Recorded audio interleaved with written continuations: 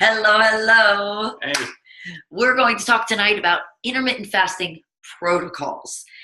You have been working on skipping breakfast, extending your fasting time a little at a time, and hopefully yesterday being the first day, you kicked in that 16-8. So there are several fasting protocols, and your goal this month rather, is to figure out which one is best for how you feel and for your lifestyle. First one, skipping breakfast. You've already done that. it's a great way to get started. It's a great way to start introducing this whole idea of intermittent fasting into your schedule. Start by just cutting out that one meal, eating the rest of what you are normally going to eat, and that becomes 8 hours, which is a great way to get started. So that's the first protocol. The first protocol would be 16 hours of fasting with 8 hours of eating. And during that 16 hours of fasting, no calorie drinks or food at all. No creamer, no yucky creamer. Definitely not. That's going to break your fast. That would be considering breaking your fast, and you don't want to do that. So you want 16 hours with no calories, really not bringing anything else in. And that is, the idea of that is it's giving your digestive system rest, and it's giving it the break that it needs. But that's 8 hours of eating, a maximum of 3 meals within that 8 hours, and then 16 hours of fasting. And the best way that you can be prepared for that is to know when you're going to stop eating. Right. And plan that day. Plan your day so you know what's coming, because otherwise you start making bad decisions and then you're off track. Right. So then the next protocol is 18-6, right? So what JB was talking about is 16 hours of fasting, 8 hours of eating. This one is 18 hours of fasting and 6 hours of eating. This is one that I tend to do quite a bit. I really have found my fasting fiesta with the 18-6. It's when I really feel like peaks of energy. I feel great. I feel trim. And I feel like my workouts are super beneficial. Like I get so much more out of them.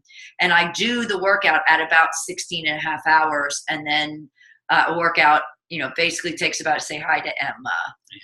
Basically, I wait then about an hour even after the workout before I eat.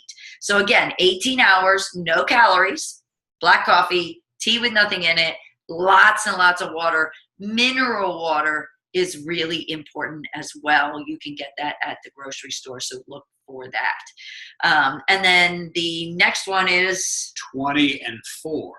So although that may sound like we're going in stages of extreme, it's really not. It's just a matter of, again, what fits your schedule, what fits your lifestyle, and how you feel the best. But it's 4 hours of eating, which would likely be most easy to do with 2 meals. You're going to break your fast, and then you're going to have your last meal to end your feasting window, so that you're done at the end of that 4 hours, and then you go 20 hours of fasting. Right. And most people who do that tend to put it late in the afternoon so that they are, breaking their fast with a shake, generally super healthy, nutritious shake, and then having dinner with their family. So maybe breaking their fast around 2, yeah, 3 o'clock, something like that, and then having dinner with the family or 5:30 or 6, whatever. Right.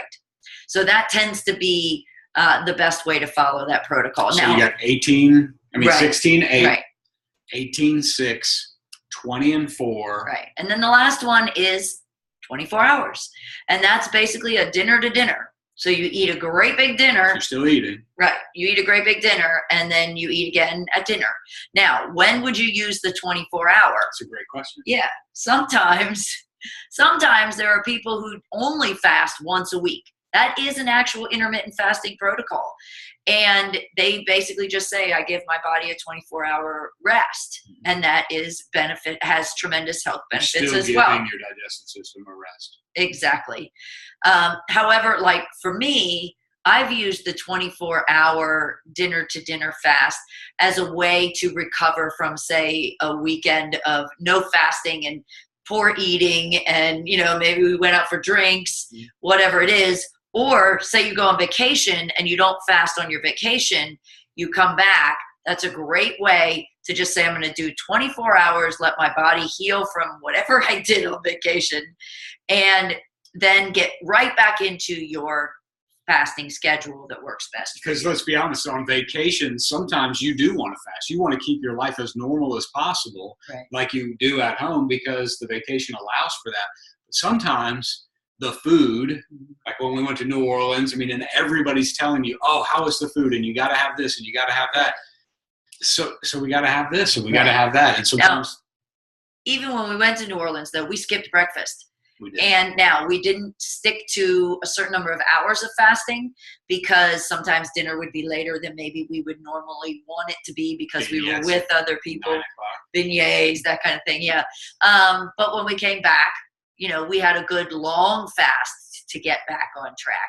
Those are your intermittent fasting protocols.